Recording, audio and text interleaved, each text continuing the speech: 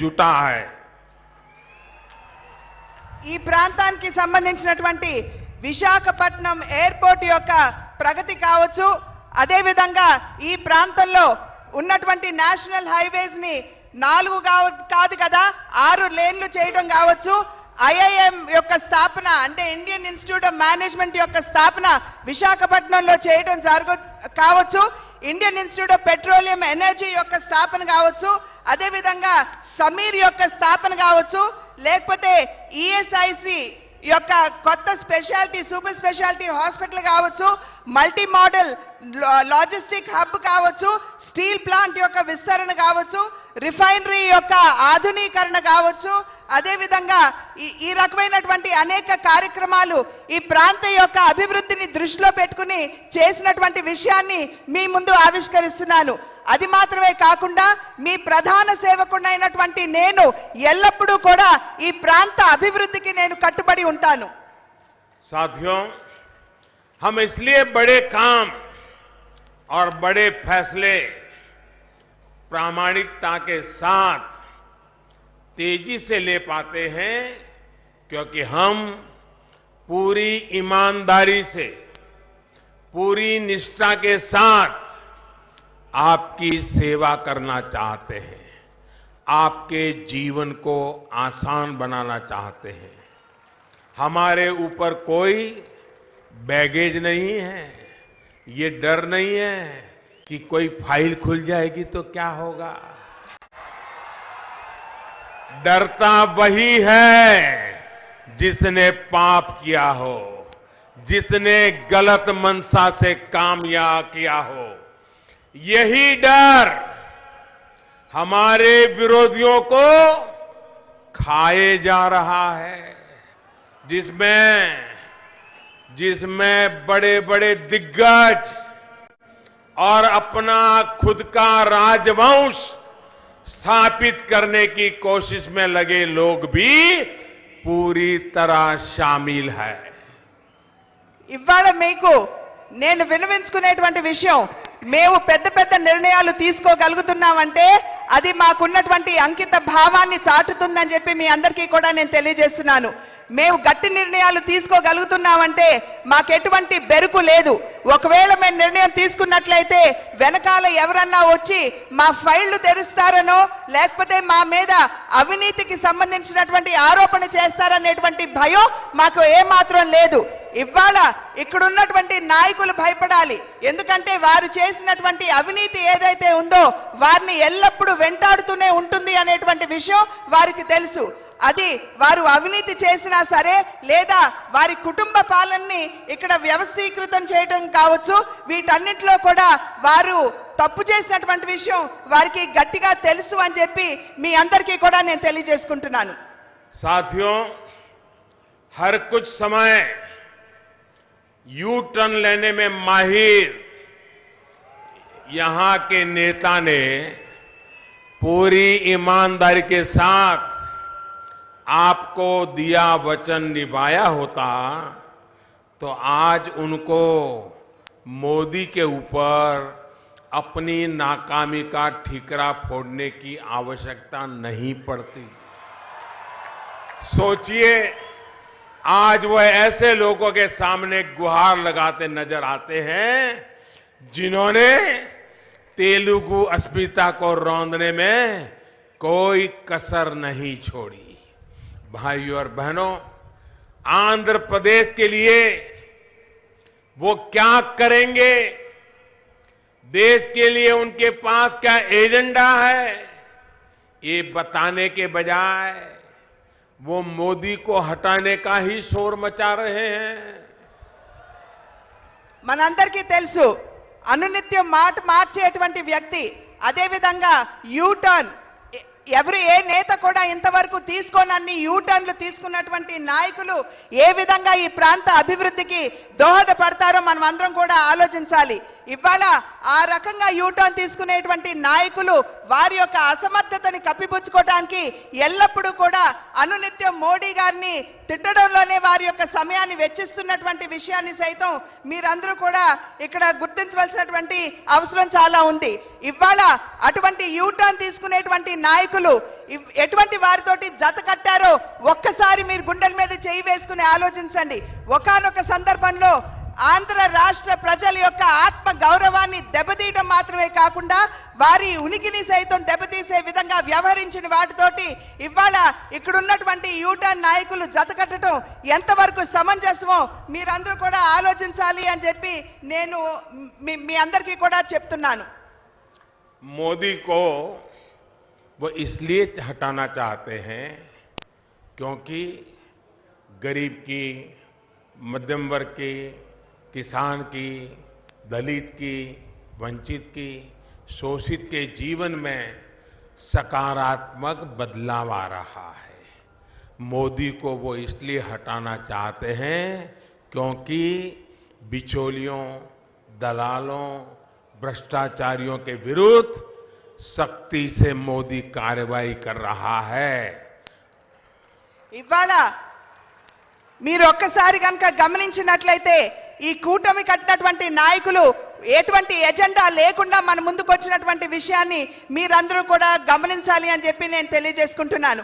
అదేవిధంగా వారు ఇవాళ రోజున మోదీ గారిని ఎందుకు వారు పదవీచ్యుతుడిని చేయాలి అని చెప్పి ఆలోచిస్తున్నారంటే ఈ దేశంలో ఉన్నటువంటి పేదవాడు, దేశంలో ఉన్నటువంటి బడుగు బలహీన వర్గాల వారందరికీ కూడా ప్రగతిని అందించాలి అనేటువంటి లక్ష్యంతో గట్టిగా మోడీ గారు పనిచేస్తున్నటువంటి నేపథ్యంలోనే వారు మోడీ గారిని పదవీచ్యుతుడిని చేయాలని చెప్పి ఆకాంక్షిస్తున్నారు.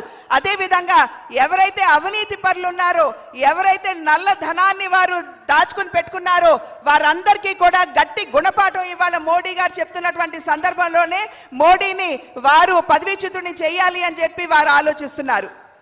मोदी को वो इसलिए हटाना चाहते हैं क्योंकि आज देश हित के और देश हित में कड़े और बड़े फैसले लिए जा रहे हैं. मोदी को वो इसलिए हटाना चाहते हैं क्योंकि नए हिंदुस्तान की रीति और नीति दोनों बदल रही है. ఇవాళ వారు మోడీని ఎందుకు పదవీచ్యుతుడు అంటే పదవి నుండి తొలగించాలి అని చెప్పి ఆలోచిస్తున్నారు అని అంటే ఇవాళ కేవలం ఇప్పుడు అధికారంలో ఉన్నటువంటి కేంద్ర ప్రభుత్వం మాత్రమే దేశానికి సంక్షేమాన్ని అందిస్తుంది అనేటువంటి విషయాన్ని వారు గుర్తించి మోడీని వారిని తొలగించాలి అని చెప్పి ఆకాంక్షిస్తున్నారు. అదేవిధంగా నవ భారతావనికి ఇవాళ మోడీ ప్రభుత్వం ఒక కొత్త దిశని, ఒక కొత్త గతిని ఇస్తున్నటువంటి సందర్భంలోనే వారు మోడీ ప్రభుత్వాన్ని తొలగించాలి అని చెప్పి ఆకాంక్షిస్తున్నారు. साथियों, देश को, आप सभी को इन लोगों का एजेंडा समझ आ गया है. महामिलावट का ये खेल अब देश पूरी तरह समझ गया है. ये लोग मिलकर देश को एक मजबूर सरकार देने की कोशिश कर रहे हैं, लेकिन मजबूर सरकार का उनका ये प्रयास कभी कामयाब नहीं हो सकता क्योंकि देश आज मजबूत सरकार के काम को अनुभव कर रहा है. एक ऐसी मजबूत सरकार जिसके लिए देश का हित सबसे ऊपर होता है. इसी मजबूत सरकार की वजह से हमारा विरोधी देश ऐसा बर्ताव कर रहा है जिसकी पहले कल्पना भी मुश्किल थी.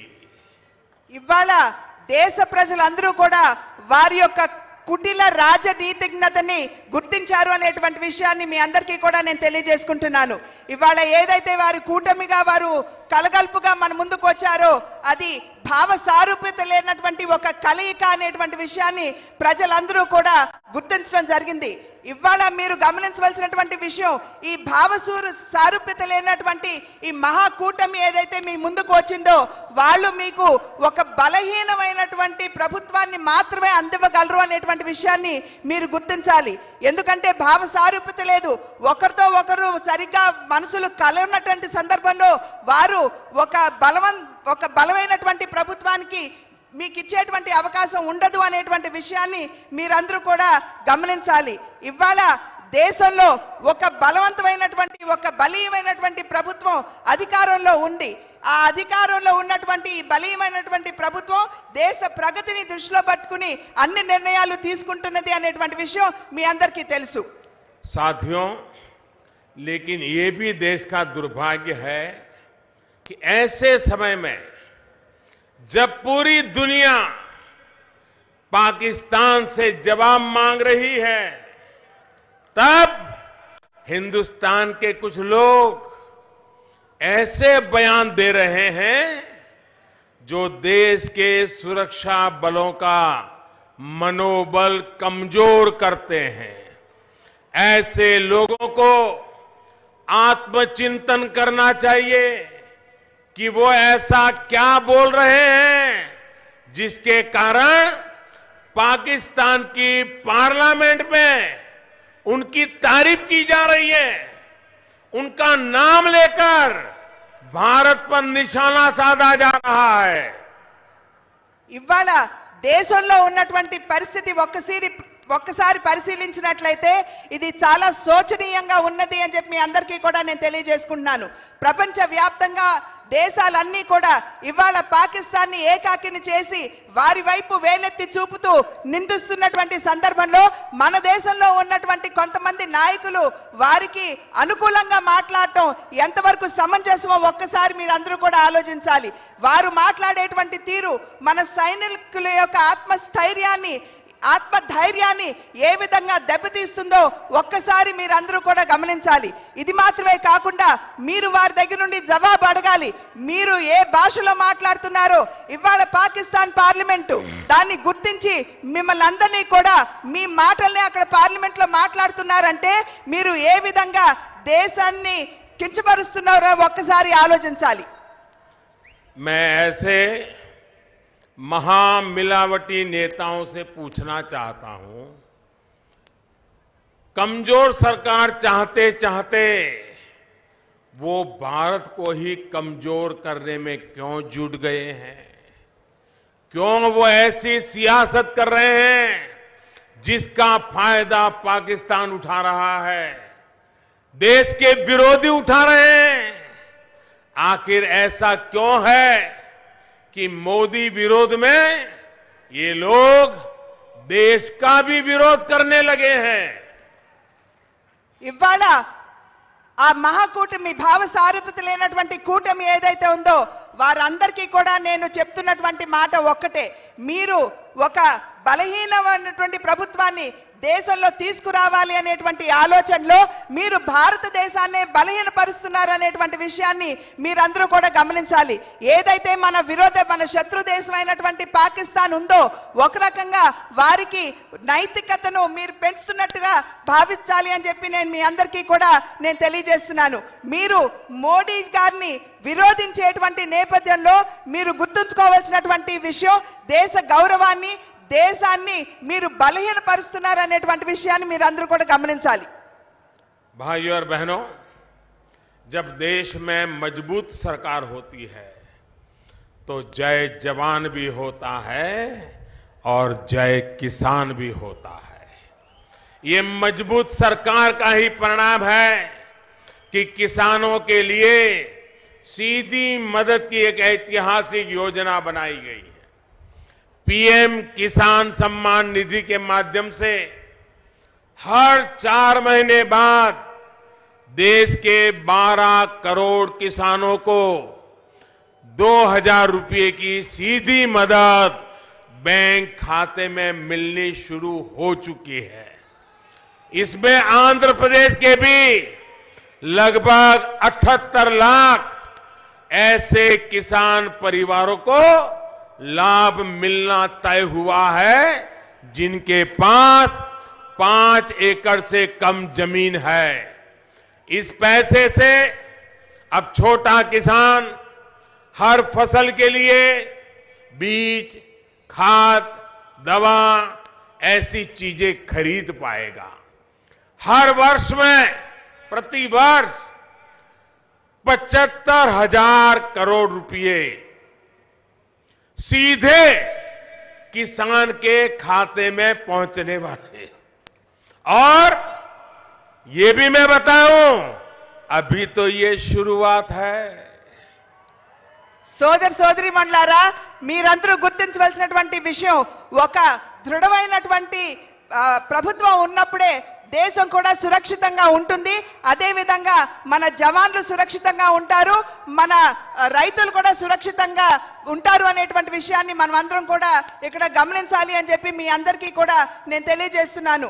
ఇవాళ భారత ప్రభుత్వం మరి రైతుల యొక్క ఆత్మగౌరవం